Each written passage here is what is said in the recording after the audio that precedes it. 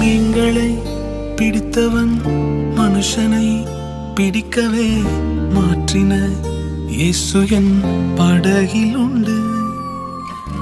நிச்சயம் ஒரு நாள் மறுதலிப்பேன் என்று அறிந்தும் அழைத்தவர் அருகில் உண்டு.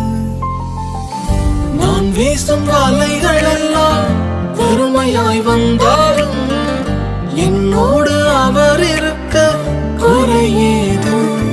புயல் அடித்தாலும் அலை அடித்தாலும் என் துதிகள் ஓயாது.